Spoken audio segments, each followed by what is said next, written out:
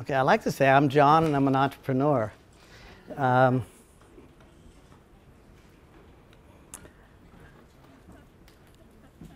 Kelly Whiter, who brought me here, keeps telling me to donate money to buildings, and I said I don't want to do that because my name is Osher, and they'll say Osher for the next 50 years, and so tonight she got to hear that that's the case.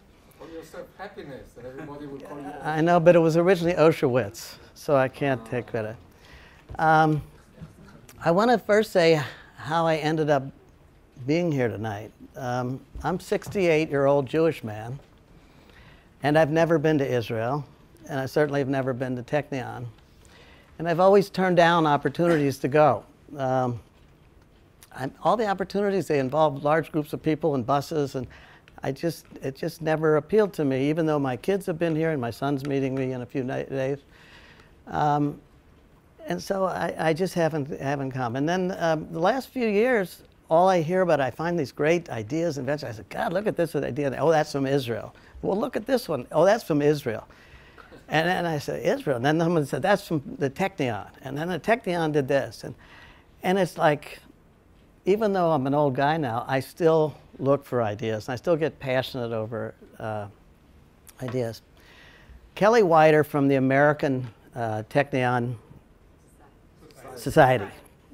I was going to go I instead of S, but it came up to me. First of all, and she asked me to go to Israel to go visit Technion. And I figure anybody like Kelly, who's obviously Irish, asking me to go to Israel has to have a lot of chutzpah.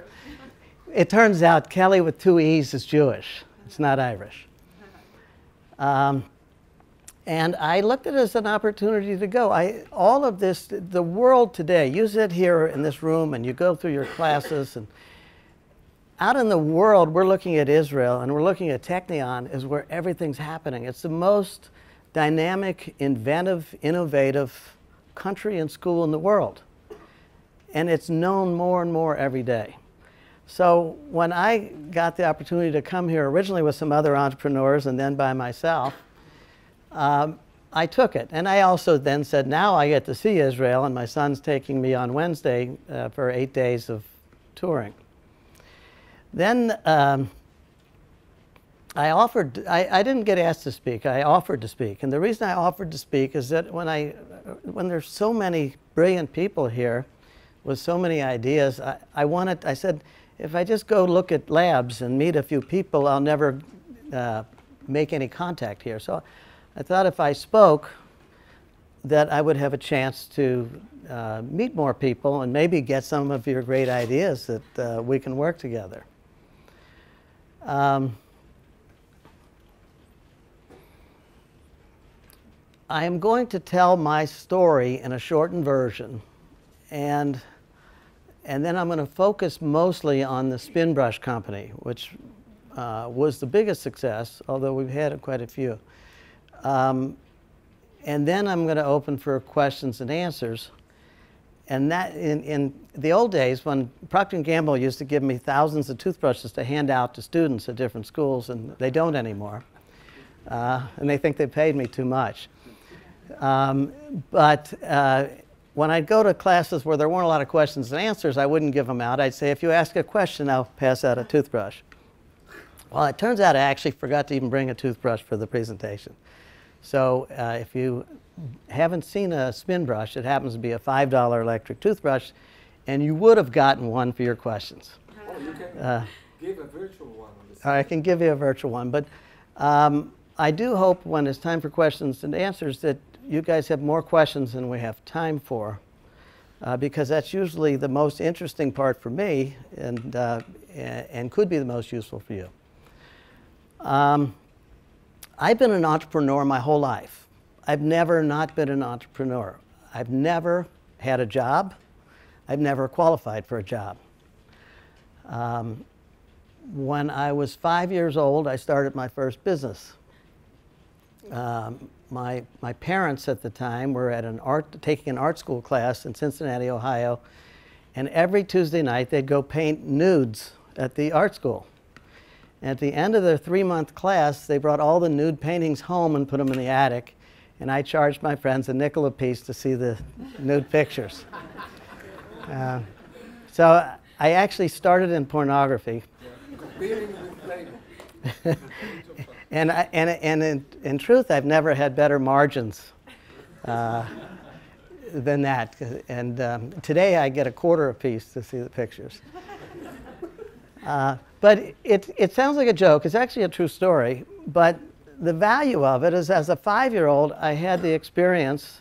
What am I looking at? Is that the toothbrush? Yeah, that looks like a spin brush. As a 5-year-old, I had the experience of actually having a business and being successful at it. And there's nothing greater for an entrepreneur than having a successful business. There's nothing that makes it easier to start another business than having experience of success. And so at 5 years old, I was rich. I had all these nickels, and the only thing to spend money on was the ice cream man, and nothing cost more than a nickel. And I bought kids ice cream, and I had a feeling of what it means to have a business. From that point all the way through high school, I had businesses. I had shovel snow, we sold salt, we always had businesses and always made money. So it really became a way of life, and I never grew up with a fear of starting a business. It became so natural that when I found an idea that I wanted to, I would just do it. That's not always the case with everyone who becomes an entrepreneur, and especially in Israel, because yes, you can do things when you're young, but everybody has to go into the army for a period of time. And it is harder, I think, to be the type of entrepreneur that starts very early and has the good fortune of the successes at an early age, so that I was always comfortable starting a business. In college, I had 2 businesses. I had a earring store when all the girls were getting their ears pierced in the 60s. And I took that money and bought an MGB and went to Europe and had a great time. And then I came back and had an antique clothing store in Harvard Square in Boston, where I finished my 7th year of undergraduate school and graduated in psychology. And then I took about 4 or 5 years to learn the trades. So different from here, where you learn a whole lot in the military. I became a carpenter, I became a licensed plumber, and drove a taxi for a few years. And I always say how valuable that was. There's nothing that I've done since that wasn't affected by what I learned as originally a carpenter, but then even more so as a plumber, learning how things work, learning how pumps work, and how mostly things were simple, or a series of simple things. And later, when I went into other businesses that involved making product and tools, understanding injection mold equipment for plastics was really not much different than understanding how a pump worked. So all of that was a very valuable experience. You know, I haven't spoken about my story in a while, because when I speak only once a year now. I speak at Harvard does the case, and so they do the case, and then I respond for a half hour. So they read the story. So I went back and looked at my notes to say what were my businesses that I did. But after I was a plumber, there was a crisis, an energy crisis in the world, and I started an energy saving company and sat down all night and came up with a whole bunch of ideas for energy saving. Special shower heads and toilet products and fans for people were all using kerosene heaters, and we had door fans that would move hot air in one room into another. And very quickly we built it into a $5 million business, which for a person my age and everything was very exciting. And back then, $5 million was a lot of business. Energy prices went down, and it looked like the company was, I saw the future, even though our products were still selling, that the future wasn't bright.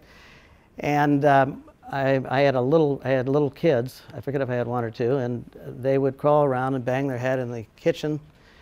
And I said, well, why don't we make a corral that will open into any shape with a kitchen island and everything so they can crawl around and not hurt themselves. So we built a product called Crawl Space, a baby product. And later, an even bigger product was a product called Rainbow Toy Bars, which was a little gym that would hang over infants and the toys would hang down. Now every baby in the world uses it. But we did that for not much more than a year or so when Gerber Foods bought the company. I went to Gerber Foods as vice president in charge of nothing. And I remember coming back from 2 weeks vacation and my in basket was empty. And I realized that the company didn't really need me. So I left and decided to start a toy business. And I liked the toy idea because when you think of baby products, you're limited to feeding a baby or carrying a baby or helping the baby go to sleep. You were limited to need. So I liked the idea of toys, which I very naively decided to go into because there was no need. You could really sit down and invent toys, and there was an infinite supply of ideas. So when I said naively, it's a very important thing because I think of all of the traits that are common among entrepreneurs, naivete is probably the most common, to have a certain level of naivete. If you know too much, you end up being afraid to do anything. The toy business, I will just tell you about the first year because it was probably the most valuable experience in my career, and that was, I developed 2 products. They were both very good products, and I promoted them on TV, and for a variety of reasons, particularly that I was not really experienced enough to do what I was doing, they failed. And I spent all the money, and for the first time in my life, I found myself in a position where the company was going broke. I was getting divorced, so I was by myself. Toys R Us didn't want anything to do with us. The bank didn't want anything to do with us, and my investors didn't. And it was a very, very difficult moment. And honestly, I wanted to cry and get under the bed. And I probably did. But what I did is after a few days of that, I said enough, and I got up. And I got up and I put down a list of things I would have to do in priority of what I had to do to save the business. How many people you had in the business then? The toy company, at that point, there was probably 5 or 6. It was a small company. But I basically, one at a time, I went to Toys R Us. I met with the vice president, who I told him the circumstance, how they had canceled my order and I was going to go out of business. And he says, you know, we can afford it. We need new toy companies, and I'll take your goods at a discount. We worked out a deal, but he took all my inventory. He paid me cash. I went to the bank. I found a new bank. I went to my investors. We restructured our agreement. I put more money in, and I got a second chance. It changed my whole life. That, to me, if you meet entrepreneurs, and I hope you get many of them come here to speak, that's the most common success of an entrepreneur. It's not how smart they are or how creative. It's what do they do when they have to get over, under, or around something. And every one of them, you'll hear the story of the moment where they had to stand up and they had to figure out how to do it. And really the theme is find a way. That's ultimately what you have to do, is find a way. Anyway, we had a product going for the toys for the next year that was quite good. It was, I don't know if you've ever seen Pop-A-Shot, where you shoot baskets and you pay 50 cents at a mall and see how many baskets you make, and there's a timer. Well, we made a home version of that, and it was a big hit. The company went on to be a $130 million business. Our biggest toy was called Stretch Armstrong. And we did, and our biggest category was really the Spin Pop, which was a lollipop that was powered, that would spin in your mouth, and ultimately with many different licenses. Now the funny thing to the story is, the coincidence that is beyond mathematical possibilities, is that I sold the company to a man named Russell Berry. Now, it's the same one. I just walked in, and this is the Russell Berry Nano Institute, and I said, that's a sign. I sold it to him first, and then with an earn-out, he and I sold it to Hasbro. But he was my partner for about 3 years, and so I just couldn't believe and I don't think he ever bought another company. So it's the only company I ever bought, and I walk in, and he's the one who donated the money here. From the toy business, I retired for 2 years and took up golf, and semi-moved to Florida. I don't know how old I was, maybe 50. And I ended up not being very good at golf.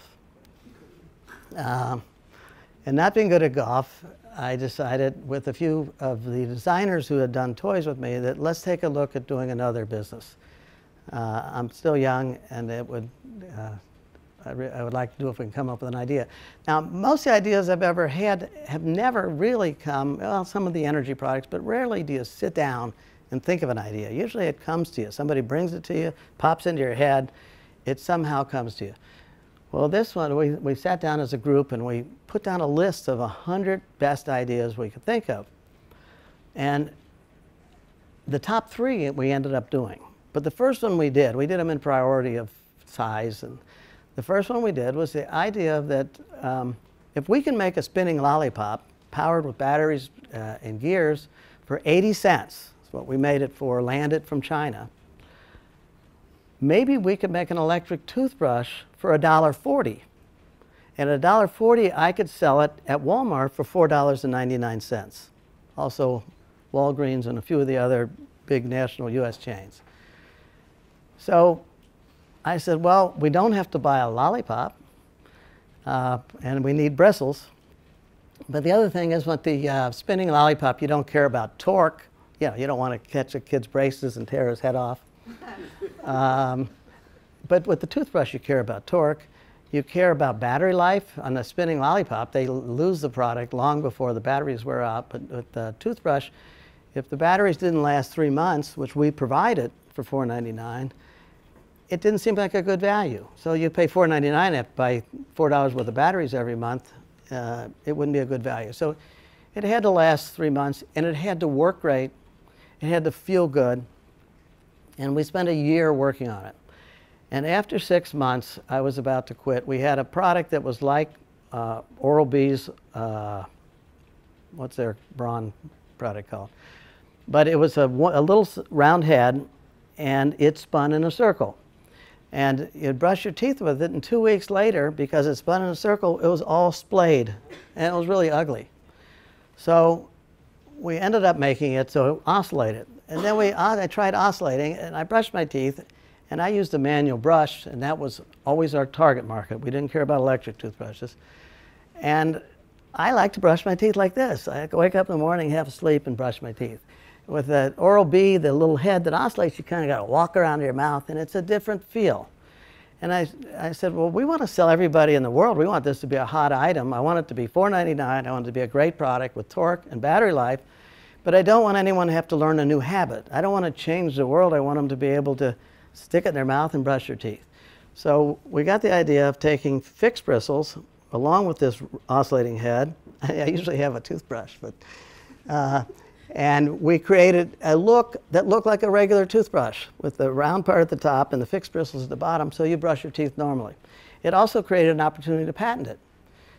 Nobody had ever considered or even cared about a patent for a toothbrush that combined fixed and moving bristles. So we were able to get that. Another thing that was very important to us when we were in the candy business and the toy business, we had a lot of packages that had Try Me feature. So right on the shelf, you're able to press a button and see the lollipop spin, and sometimes it had Bugs Bunny eating a carrot or a lightsaber, and you know, a lot of different action, and it was fun to watch, and it made for a very easy purchase. So we wanted to put Try Me on our toothbrush so that you could see it for $4.99, and you could also hear that it's a significant product, that it's not a toy. So we also patented that. We came up with a very clever way to make a very narrow patent that made a broad patent. And that is that we limited this Try Me feature so that when it's in the package, and it's a toothbrush, not for anything else but a toothbrush, an electric toothbrush, when it's in the package, you could press a button and you would let go and it would go off. So it would work with a single press, and as long as you're holding it, and then it would go off. When you opened the package and took it out, it had a button you could slide and keep it on. So we limited our patent to a toothbrush that had a button that would stay on when you press it, and when you opened it, it would go on when you press it, but let stop when you let go. And what that provided for is that you could test the product, but when you let go, you didn't burn out the batteries. If you were able to put the switch on, you'd end up with all dead batteries.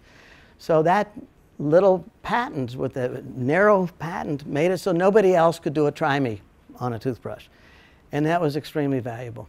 We took the product out to market. We tested it in one chain of stores called Myers in the US, M-E-I-J-E-R-S. It's the largest competitor to Walmart that survived. It's a family-owned business, about $20 billion or something like that. And they're the ones who started the grocery and mass merchant stores combined. And they still do a great job. So we took it, we had 5 of us in the company, and we sold it to this chain. Before we made a lot of goods, we had set up to make 6,000 pieces a day. And we went out, the 5 of us. There was no Myers in Cleveland where we were based. We drove to Toledo and Detroit, and we stayed overnight. We found stores. A lot of stores didn't have it. We found stores that had the goods, and then we'd see how much they were selling in each store. The best-selling toothbrush in the United States at that time was Oral-B's Cross Action, and they were selling 2 pieces of their toothbrush per store per week. And not only that, they had 6 different SKUs. If you know the term SKUs, it means storekeeping units. They had 6 different colors. So they were actually selling 12 Oral-B's per store per week. That was the number 1. We were selling 7 spin brushes per store per day. And this was a small test, but it was a very, very typical chain. So without doing a test that Procter & Gamble or Colgate would do, where they'd hire testers and have forums and take months and years to test it, I basically took it. I took Myers' word for it. They were selling 7 a day. We knew the product was great, so we knew our trial was going to be good at that rate. It was, in fact, in another realm, and we knew from our own testing that the product was great, that people liked it. So I got on the phone and I called China and I said, take our 6,000 to 24,000 a day. Now at this point, we don't have any appointments with anybody. We don't know anybody in the toy industry, but I knew from that data that I believed that this was going to be a home run. So we went to that quantity. We eventually got into enough stores and showed up on what's called IRI data, which back then they used to, every product in every store, there was a report that would tell you how many of that product sold per store, per week. You know, it was a wonderful tool that was used by the buyers. So our numbers, even though we were in 80 stores or whatever, 300, so I don't remember, but not that many stores, our numbers of 7 per day came on that report. So when we finally knocked the doors down to get into Walmart and to get into the other chains, we knew what we had, and we showed them the data. We don't have to say this sells great. We showed them the data. Walmart said, this looks amazing. We'll take a chance. We'll buy 28,000 pieces and test the region. Anyway, they tested the region. They were selling more than 7 a day, and it went on. That year, our budget was $6 million with $1.2 million profit. We ended up doing $44 million that year with a $20 million profit. We knew when we went into the business that we did this business to sell. There was a very high-profile competition between Colgate, Reach, which is Johnson & Johnson, and Crest, which was Procter & Gamble. And oral care, the big business in oral care was toothpaste, but toothbrushes were very important. And when we looked at the business they were doing, Crest, which was P&G, had slipped to number 2 in toothpaste for the first time in 30 years. Their company stock was at an all-time low, and they were the only company in the industry that had no form of electric toothbrush. A lot of them had, Colgate had a $20 electric toothbrush, again, Oral-B, which was Gillette, had their $59 and so on. And if you try and sell your product or to a company that has a product that's in the market, it calls for about 3 years of meetings because they have to talk about cannibalization and all the different things that before anyone has the nerve to make a decision. So what we did is we didn't want to sell the company, we want it to be bought. Because you get about 10 times the amount if you are bought than you do selling it. So what we did is we went into Procter & Gamble, into their Crest department, but we went into the licensing department and said, we're interested, we have this spin brush, because I think they weren't aware of it, despite our numbers on this report. I said, we'd like to talk to you about our licensing the Crest name from you. We didn't mean it. We just wanted to tell them about the product. And so the people in licensing were very nice, and I gave them a whole bunch of them, plus everybody in the office. And after about 3 months of not hearing from them, they called us back and they said, we'll license it to you. And I said, oi. And I said, well, we can only do it at like most 3%. And they said, okay, we'll do 3%. I'm thinking they're going to say 12%. So I thanked them, and I didn't know what to do because we didn't want to license the Crest name because then we would never be able to sell the company except to P&G. It was like them being able to buy our company by licensing it because we couldn't sell the Crest spin brush to Colgate. So we called them back and we said, our board met and we're so honored that you've approved this and that you would do it, but our long-term plans are to sell the company, and we feel that if we do it with you, we actually can't sell it because of the brand. And the guy says, well, maybe we should buy you. So that's how you get from sell to buy. They ended up, we negotiated for some number of months. And we didn't negotiate that long. The due diligence took a fair amount of time. But we ended up selling the company for a lot of money, plus an earnout. So now earnouts usually don't pay out because there's usually something in the writing of an earnout. Do you all know what an earnout is? They're going to give you so much money, and if the company does so well, they'll pay me a bunch more based on a formula. But usually there's an out in there that's saying, well, if we spend too much on advertising, if we do this, we don't owe it to you. And so a lot of times the earnout's not worth very much. But the chairman of P&G said, we want you to run it for the next year. We've bought too many small companies and we've ruined them. And we're going to let you run it, and we're going to let you override our systems. Because P&G's systems would have destroyed our product before we started. The first thing they would have done is said, you have to have 3 months supply of inventory in every warehouse before you can ship. Well, we're selling the goods as fast as we can make them, and we would have had to stop production and stop our business for 3 months for them to fill their warehouses. So we overcame that. We overcame patent questions and a lot of different things. In that year, we went from 82,000 spin brushes a day, which was the amount when we sold them the company, to 425,000 a day. We went from the United States to 63 countries and became the largest selling toothbrush in the world. At the end of the year, I noticed, even before they noticed, that the earnout that they had put together would not work in their favor. The more money, the more sales they do, the more they owe me. So the more, and they were running TV and everything else, so the more they promoted it, the more money it cost them.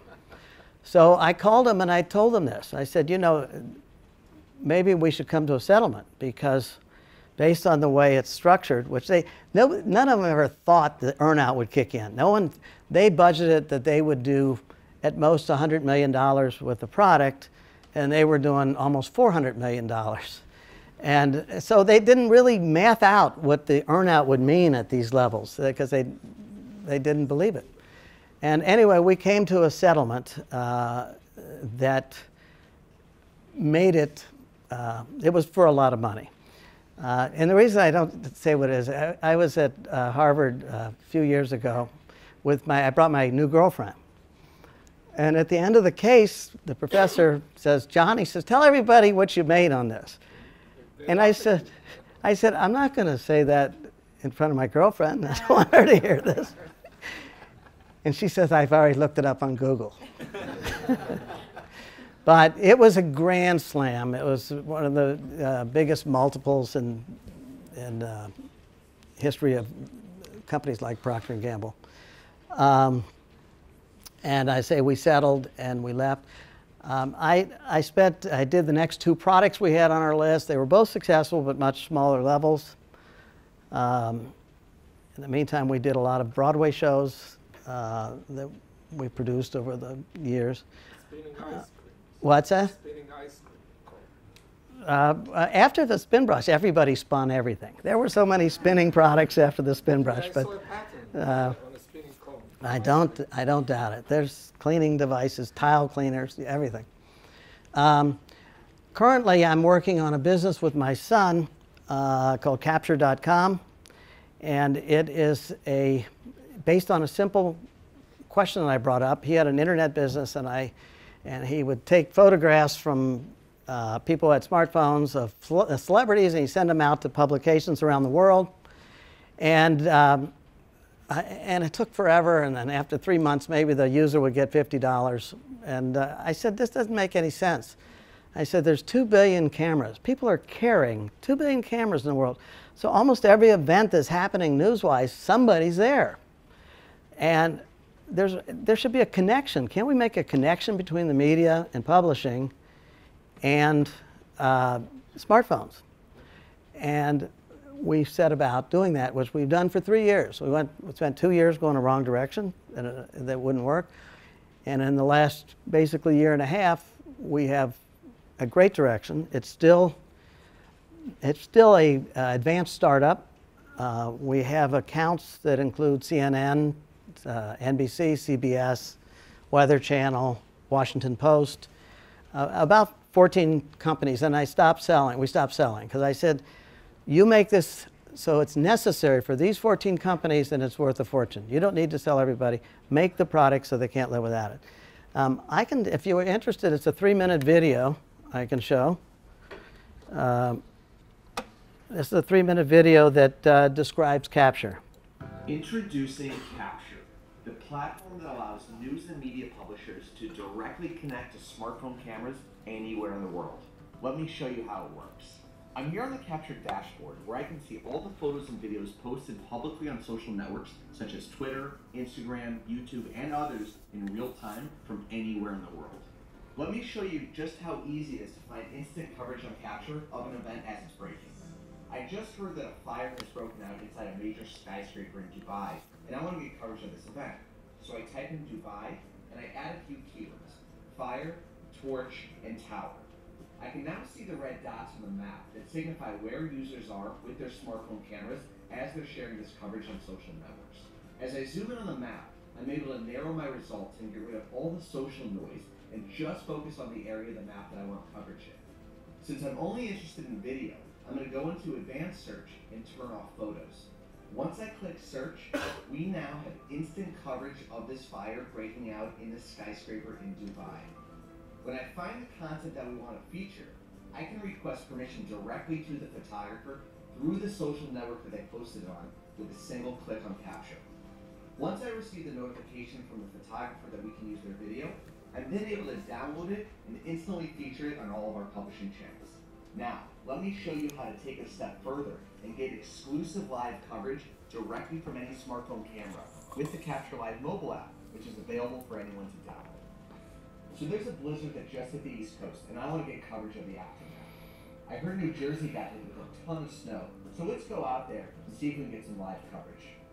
Switching the tabs from media to cameras, I can now see all the blue dots on the map, which signify the people in the area that already have the Capture Live mobile app on their smartphone and are ready to live stream. I see that we have Scott here available in the area. I've quickly verified that all the important factors look good with Scott's smartphone. I'm now going to send a push notification to his phone and see if he can get us some live coverage from the Bridgewater, New Jersey area. Once he opens up the app, I'll be able to see his surroundings and we'll be able to have a two-way audio conversation, very similar to a phone call. This is super important because during this time, I'm able to make sure that he's available, the network connectivity is strong enough, and we can set up the shot before the stream starts. Hey Scott, Acme News here. How are you? Hey, how you doing? Good. Wanted to see if we could get some live coverage of the aftermath of the blizzard there in New Jersey. Wanted to know if you could just kind of focus your camera straight ahead on the snow there. Yeah, absolutely. Perfect. I'm going to start the stream now. Once we're all set, I'm going to start the stream. I'm no longer able to speak to Scott, but I can type in directions to ensure that we get the exact footage that we want.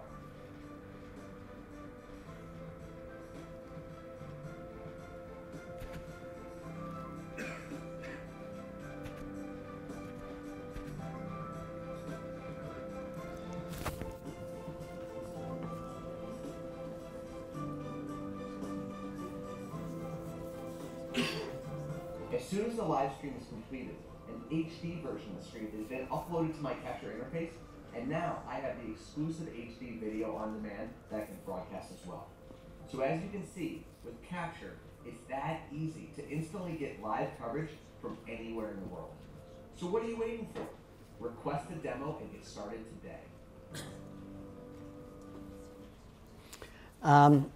Anyway, I wanted to show you this because it happens to be a business we're involved with, but it's again, it's the simplicity of need. Making a product, whether we're successful or not, this will be. Whether it's capture or somebody else, connecting 2 billion cameras to the news and media is going to happen. It's too much of a need. And so, as an entrepreneur, that's what I look for. I don't really invent products. I try to come up and satisfy a need. I look for market size, audience size for my potential. I look for cost to see that I look for what I think it can sell for and see if the cost works out. I look for communication. If it's going to take a 5-minute video on TV to sell it, it's not going to be very easy. But if it sells like the spin brush where you can put it on a shelf and press a button and buy it, that's great communication. So that's just an example. I know that some of you are entrepreneurs, some of you want to be entrepreneurs, and some of you are thinking about it. So with that, I'd like to open it up to who has questions, and you can get an imaginary spin brush for your question. Thank you very much.